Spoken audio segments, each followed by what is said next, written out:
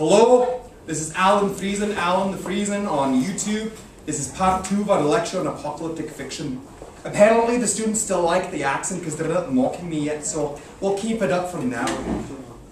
Before the break, we talked about this, the inquiry question that I had my students examine. Why do we tell stories about the end of the world? And this is the lens through which I like to talk about the fiction, the short stories, the movies, and the poems that we're going to be looking at. Why do we do it? Why are we fascinated with it? Now, this is just an introductory lecture. I'm not going to give you all the answers now, but I've got a few ideas, perhaps, about why authors like to explore this area and why readers enjoy reading about it. So the first reason is about death. We die. So I believe that authors like to imagine what happens when they die. What happens when their friends die. What happens when their families die, when their schools die, and ultimately what happens when the whole world has been eradicated. Zombie fiction is part of that. We're fascinated by the idea of a zombie apocalypse. Right? Apocalypse. The idea that the world is going to be over because zombies are coming and going to kill everybody. That's one of the fascinations that we have. What happens when people die? One different idea that I sort of like is that stories themselves have an end, and therefore I think that authors are interested in the end of the world as a result. Stories have an end, the world has an end. How can we combine the two of them? There's also, for people who are a more religious bent, or perhaps a more social activist bent, they have a desire to see the wicked punished.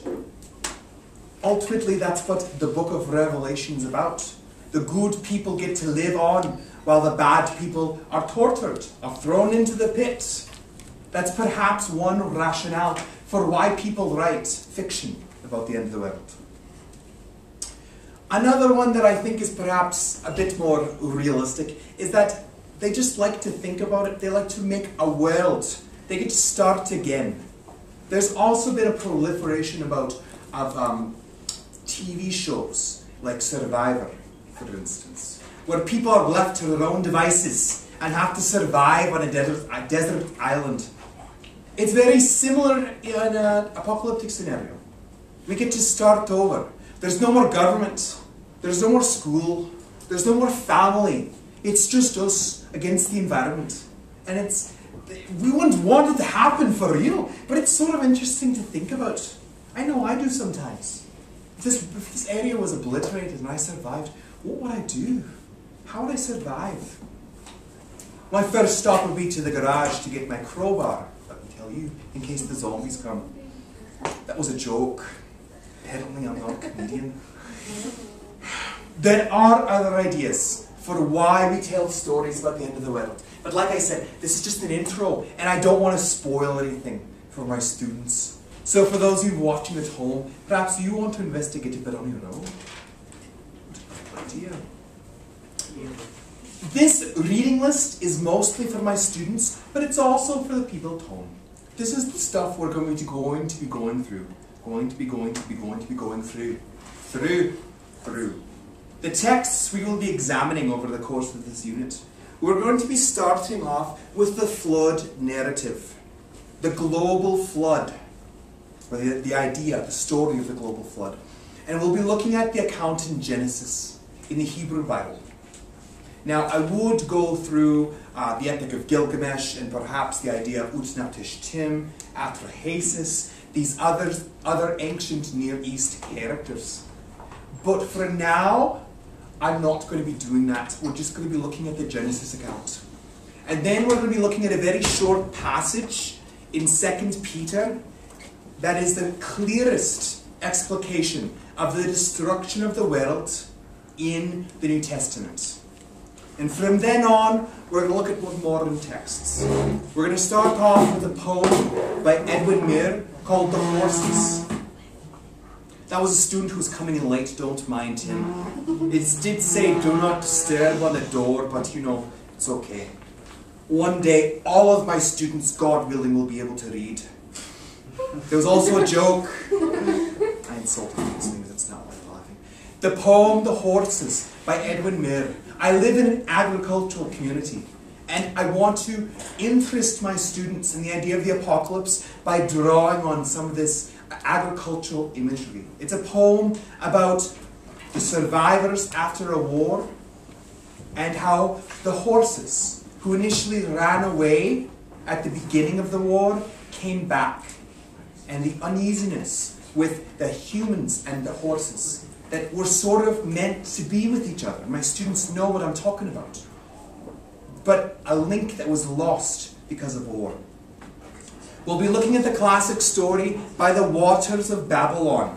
Now, this is the second time I've used the word Babylon in reference to apocalyptic literature. The first one in Revelation, yes. This is a different reference in the Bible. But this short story is about a man long after the apocalypse has happened and his own struggle with identity and with the civilization that was left behind. We'll be looking at the short story Lot by Ward Moore. It's a story that takes place just before the apocalypse, and it's about a family. But again, Lot, the name, biblical allusion. A biblical allusion for those of you in the class interested in literary devices. Next, we have A Queen in Thebes by Margaret Lawrence, a Canadian writer. Again, taking place just before the war and then long after.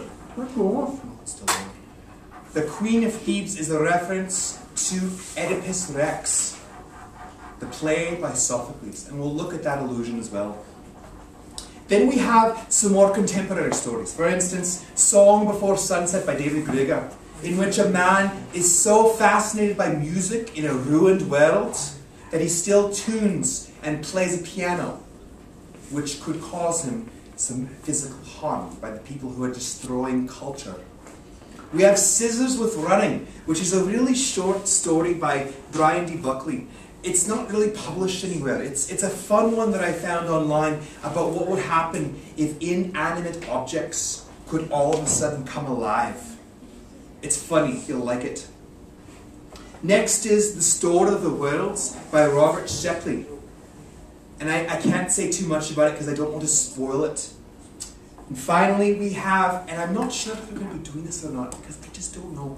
It's called The Big Flash by Norman Spinrad, which explores the relationship between a heavy metal band and the apocalypse that follows. Heavy metal and nuclear warfare. Interesting. What you're going to notice, those of you in my class or those of you who read these at home, is that especially the 20th and 21st century texts are heavily drawn, or they heavily draw upon contemporary culture and politics. In the 20th century, the threat of nuclear warfare was looming over the entire globe.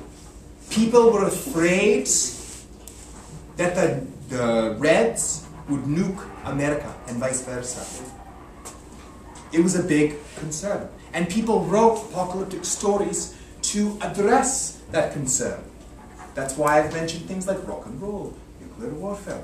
By the Waters of Babylon was written shortly after World War I, about chemical warfare.